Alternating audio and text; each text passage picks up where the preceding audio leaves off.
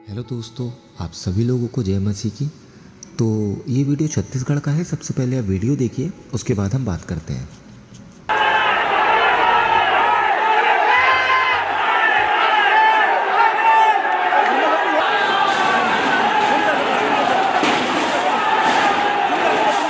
छत्तीसगढ़ में आए दिन हो रहे ईसाई समुदाय के लोगों एवं पादरियों के साथ मारपीट, गिरजाघरों एवं प्रार्थना सभाओं में तोड़फोड़ सहित कई अन्य मुद्दों को लेकर आज राजधानी रायपुर के नया रायपुर स्थित तूता के धरना स्थल में ईसाई समुदाय के लोगों ने छत्तीसगढ़ युवा मंच के बैनर तले भारतीय संविधान के अधिकारों का परिपालन कराने की मांग को लेकर जमकर प्रदर्शन किया।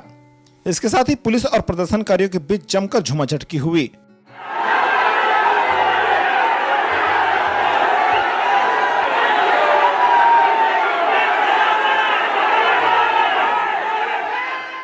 तो आप लोगों ने देख ही लिया होगा कि किस तरीके से ईसाई समाज रोड पे आ गया है और अपनी मांगे सरकार को बता रहा है।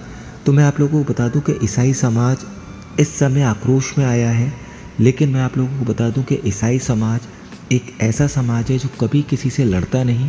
उसको कोई मतलब नहीं लड़ाई झगड़ों से, इन सब चीज़ों से वो बहुत दूर रहता है, क्योंकि हमारा यीशु मसीह हमें लड़ाई झगड़ा करना नहीं सिखाता।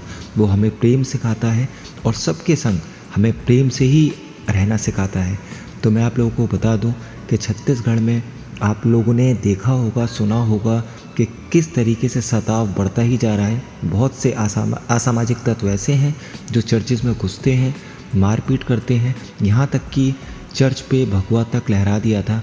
मैं आप लोगों को बता दूं, जो अपने आप को राम भक्त बताते हैं, राम का पहले चरित्र कैसा था, वो किस तरीके से थे, आप पहले उनके ऊपर चलना सीखें कि वो किस तरीके से अपनी ज़िंदगी को व्यतीत करते थे। बस आप लोग राम के नाम पे लड़ रहे हैं, झगड़ रहे हैं, मार रहे हैं, पीट रहे हैं। तो देखिए, मैं आप लोगों को बता दूं कि कोई भी समाज को आप गिराए नहीं, सबके अपनी आस्था है, आप किसी की आस्था को ठेस ना पहुंचाएं।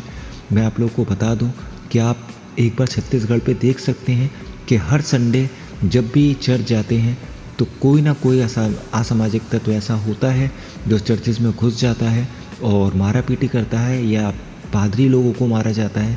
तो ये जो कि बहुत ही गलत है, और हमारा यीशु मसीह कभी हम लोगों को ये नहीं सिखाता लड़ाई झगड़ा करना। लेकिन ईसाई समाज भी कब तक चुप बैठेगा? आप जानते हैं कि सारी सीमाएं पार हो चुकी हैं। इतना सताव हम लोगों पे होता जा रहा है। मैं आप लोगों को बता दूं कि जो भी ये हो रहा है बहुत गलत है। इसको अभी के अभी रोकना चाहिए, जो कि बिल्कुल अच्छा नहीं है। किसी भी सरकार में, चाहे कोई भी सरकार हो, ऐसी चीज़ें नहीं होनी चाहिए। आप देख ही सकते हैं कि आज देश देश लड़ रहे हैं। आज हिंदू, मुसलमान, सिख, ईसाई आपस में ही लड़े मरे चले जा रहे हैं। लेकिन कोई भी अपने जो भी जिसके ऊपर भी आस्था रखता है उनको मानने, बस उनके नाम पे लड़ने के लिए तैयार हैं, लेकिन उनको मानने के लिए कोई तैयार नहीं कि किस तरीके से उन लोगों ने अपने जीवन व्यतीत किया था, कैसा उनका चाल चलन था, वो कोई नहीं देख रहा है। बस आज अपने भगवान या खुदा के नाम पे लोग लड़ने के लिए तैयार हैं। तो मेरा बस मानना इतना ही है कि अगर आप राम भक्त हैं तो राम किस तरीके से रहते थे आप वैसे रहें। राम कभी लड़ते नहीं थे, झगड़ते नहीं थे, मारते नहीं थे, पीटते नहीं थे। तो आप सबसे पहले प्रेम से रहना सीखें।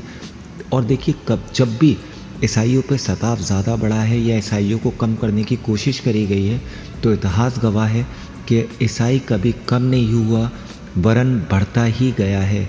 तो जितना आप लोग सताव करेंगे उतना ईसाई कम नहीं होगा, उतना ही बढ़ता चला जाएगा। आप ईसाइयों को कम नहीं कर रहे, आप ईसाइयों को बढ़ाते जा रहे हैं। आप सताव कम करें।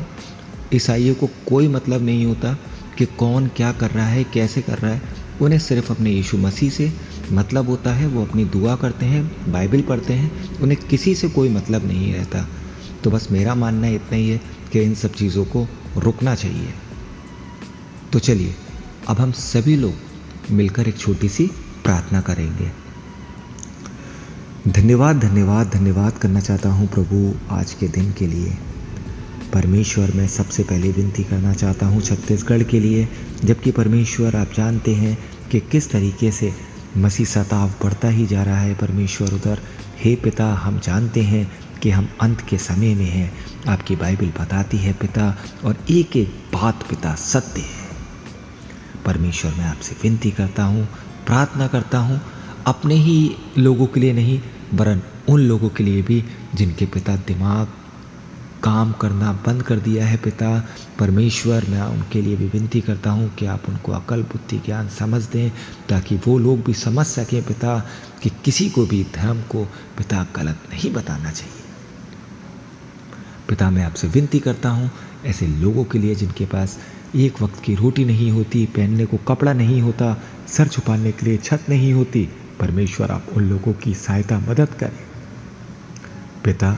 जो भी हमने गलतियाँ करी है, मैं सबकी तरफ से परमेश्वर आपसे क्षमा चाहता हूँ और विश्वास करता हूँ पिता कि जो भी सताव पिता आपके नाम से हम पे आ रहा है, वो सारा सताव पिता ख़त्म होगा। परमेश्वर, जबकि बाइबल हमें बताती है कि ये सताव आएगा पिता, लेकिन बदला लेने वाले हम नहीं वरन हमारा जिंदा यीशु मसीह होगा। और हमें विश्वास है कि पिता, आप इन लोगों के दिमागों में आप अपने लिए पिता बात डालेंगे और ये लोग पिता मिलजुल के रहेंगे। परमेश्वर, मैं विनती करता हूँ उन बीमारों के लिए जो घरों में है या अस्पतालों में है, जिनके पास पैसे नहीं पिता इलाज कराने के लिए। परमेश्वर, आप उनकी भी सहायता, मदद करें और बीमारियों के बिस्तरों से पिता उनको उठा के खड़ा कर दें। परमेश्वर, सारी गलतियाँ, सारे पाप मैं आपके सामने मानता हूँ। सारा आदर, सारी महिमा, सारा गौरव परमेश्वर मैं आपको देता हूँ पिता। अब क्या मांगूँ, इस छोटी सी प्रार्थना को सुन और ग्रहण कर ले। मसीह यीशु के नाम से मांगता हूँ, आमीन।